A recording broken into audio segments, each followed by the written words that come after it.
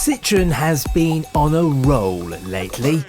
Its Ami is a fantastic smack in the face for overweight electric SUVs, while the family-friendly e-C4 and C5X show quirky Citroens don't have to be weird.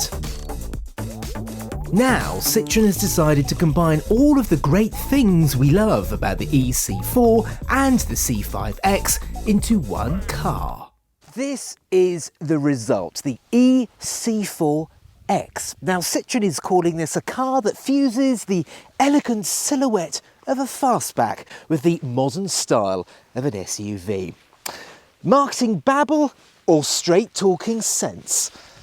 You decide.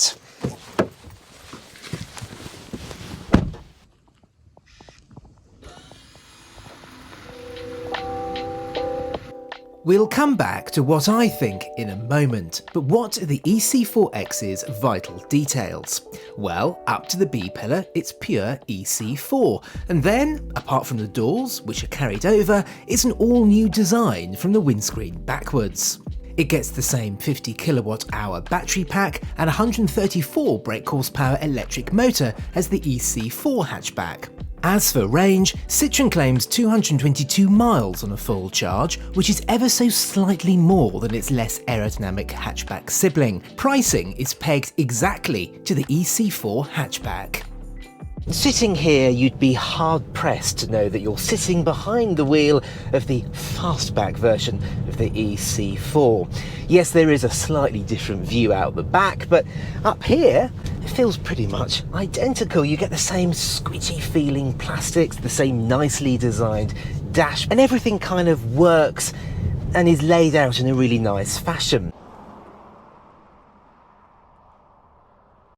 And then, of course, there are the seats. Now, I've banged on about these seats in my Citroen C5X review, but they really are something very special. They've got extra foam padding in them, an extra 15mm to be precise. And of course, there's the suspension. Now, it's part of Citroen's advanced comfort program, so you get extra comfy suspension, extra comfy seats. Now, the suspension itself, I'm not going to bore you with this, but you get hydraulic cushions on the suspension. So in regular cars, you get the spring and you get the damper, but in Citroen's more recent models, you get these hydraulic cushions attached to the top of the dampers. It means that under normal road conditions, the spring and the damper does its usual job, but in big potholes and big undulations, the hydraulic cushions, they just slow down that big momentum, that big movement that you get when you actually hit a pothole. It just means you get this lovely, lovely ride quality.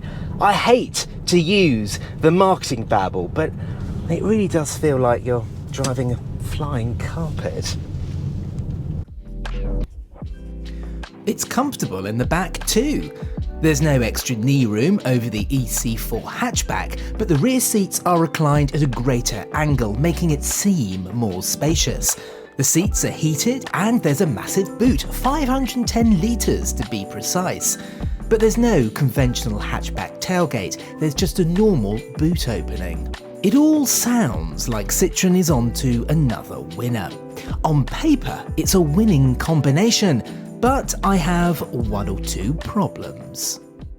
Now, firstly, it's the styling. Now, I know, looks are entirely subjective, but I just think this car's styling just doesn't work. It just feels and looks a little bit too ill-proportioned to me, and it doesn't have the elegance of Citroens of old, let alone the current e-C4 and the C5X. And I'm sorry, this ain't no fastback. It's a four-door saloon that's jacked up a little bit. And it reminds me, in fact, of the Volvo S60 Cross Country. Do you remember that car?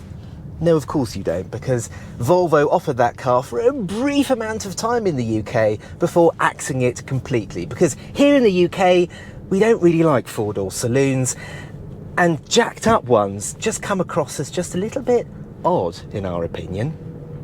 Now, before you dive into the comments, yes, we Brits do buy saloon cars like the BMW 3 Series and Mercedes E-Class in their droves, but they are executive cars and more traditional. The thing is, South European countries, the Middle East and indeed the Far East love booted saloons, but in the UK they just remind us of the days of the Vauxhall Belmont and Ford Orion. Citroen notes the Mazda 3 Saloon and Toyota Corolla Saloon are the e-C4X's nearest rivals in terms of body style, but the raised ride height gives it a unique positioning. That's as maybe, but sometimes being in a class of one is a bad thing, because no one wants it. And that brings me on to the next question. Who is actually going to buy this car? Now, if you are the kind of person who likes the e-C4, but you need a bit of extra boot space, and perhaps you might want a bit more comfort in the back seats, this could be the ideal car for you. It could also be perfect if you're looking for a car to enter the ride-hailing business for a certain company. And I would imagine that if you were to buy this car to operate in that business, you would get a 5-star rating from your passengers, because I can't think of another car that offers quite so much comfort for people in the back for this kind of money.